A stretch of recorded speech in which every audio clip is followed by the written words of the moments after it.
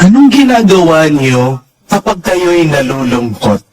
Anong ginagawa niyo kapag kayo ay nai-stress? Anong ginagawa niyo kapag bigat na kayo sa mga pasan ng buhay?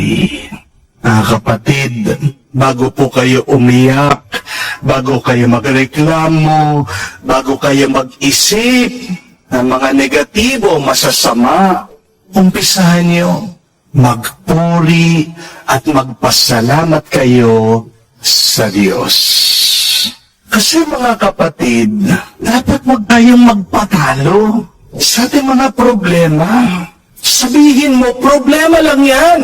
Mas malakas, mas malaki ang Diyos kaysa sa ating mga problema. Amen?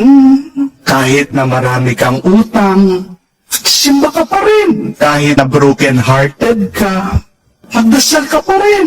Kahit na sawang-sawa ka na sa trabaho mo, magpuri ka pa rin sa Diyos.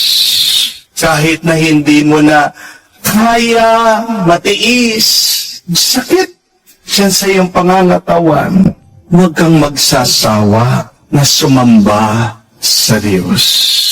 Kasi, mga kapatid, kung magpapatuloy lang po tayo sa ating pananalangin, kahit na puno ka ng problema, kahit na nag-aalala ka, sinasabi ko po sa inyo mga kapatid, mararanasan at mararanasan mo, darating at darating ang kapangyarihan, ang himala ng Diyos. Our praise and our worship to God gives way to His power, to His miracle. Our praise and our pain is a signal asking the Lord, Lord, please allow me to see your power, your miracle. Kaya nga po mga kapatid, purihin niyo ang Diyos sa gitna ng mga bagyo ng iyong mga buhay. Sambahin mo ang Diyos. Kahit na puno ng luha ang iyong mga mata. Mga kapatid, kumanta ka pa rin sa Diyos. Kamukha ni San Pablo, ni Silas, kahit na dumadaan ka sa iyong mga pagsubok. Dahil tandaan niyo po mga kapatid, kung ikaw man ay mahina, dun ka papalakasin ng Diyos.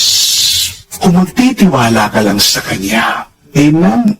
When we are weak, it is there that we will become strong through God. Amen? Nagsabi po minsan, ng ating papuri daw ay ang ating sandata.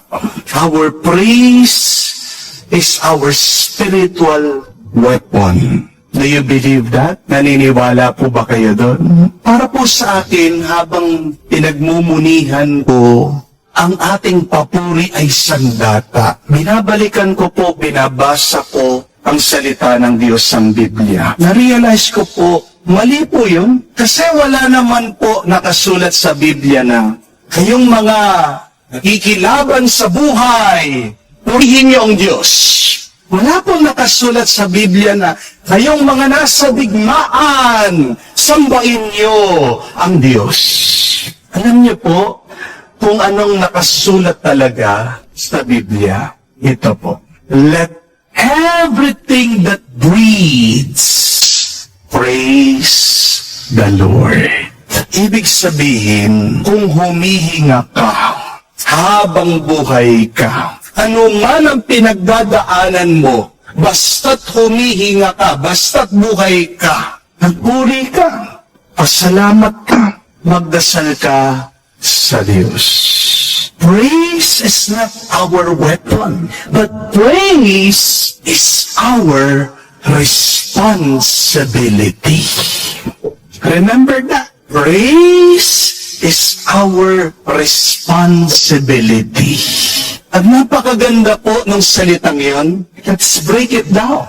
Tiin niyo po, pagmunihan niyo, pag-aralan niyo. Ang responsibility, dalawa pong salita. Response and ability. Response ay tugon, sagot. Ability ay kakayahan, kapangyarihan. Ibig po sabihin, kapag nagpupuri tayo sa Diyos, yan po yung response, yan po yung tugon, yan yung sagot natin sa kanyang pagmamahal. Kasi hindi naman po natin kayang bigyan ng hininga ang ating sarili. Hindi po ba? Kaya niyo po bang buhayin ang inyong sarili? Sino po nagbigay ng buhay niyo? Yung nanay niyo? Yung nanay niyo, sino nagbigay ng buhay sa kanya? Yung nanay niya? Yung nanay ng nanay niya, sino nagbigay ng buhay niya? You trace it back. It all goes back to God. At kahit na binigyan tayo ng buhay, tayo sinilang ng ating mga ina dito sa mundo, bakit ka umiiral? Bakit ka nagpapatuloy? Bakit ikaw ay nakakahiga? Ito ay dahil sa Diyos. You live, you breathe, you thrive because of the Lord. Amen? Our God gives us the breath of life. You cannot give yourself life. You cannot give life to others. Only God can give us the breath, the strength, and this life. Amen? Kaya nga po, tayo nagpupuri kasi nagpapasalamat tayo sa Diyos sa buhay na ito. Kahit naggaano pa kalaki, kabigat ang problema mo, basta humihinga ka, may pag-asa pa. Amen? Kaya nga po, ang sabi, lahat ng humihinga, magpuri sa Diyos. At kapag nagpupuri ka, nagpapasalamat ka sa Diyos, bibigyan ka niya ng kapangyarihan, the ability to overcome whatever challenges in this life. Kaya nga po napakahalaga, no? Kahit na may pinagdadaanan kang mabigat, magdasal ka.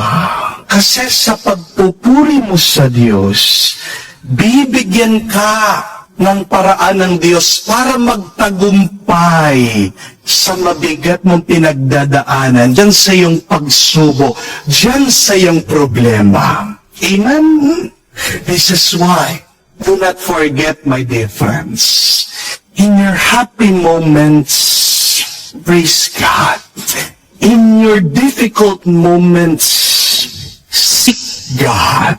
In your quiet moments, adore God.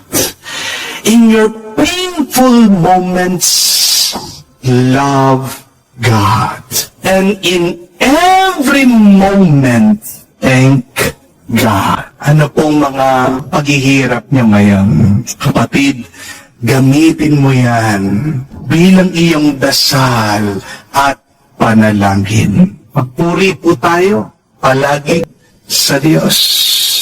Kahit na hirap tayo, kahit na nalulungkot ka, kahit na nalilito ka, at umasa ka pa rin, ibibigay ng Diyos sa iyo ang kakaibang lakas, ang milagro, ang kanyang himala.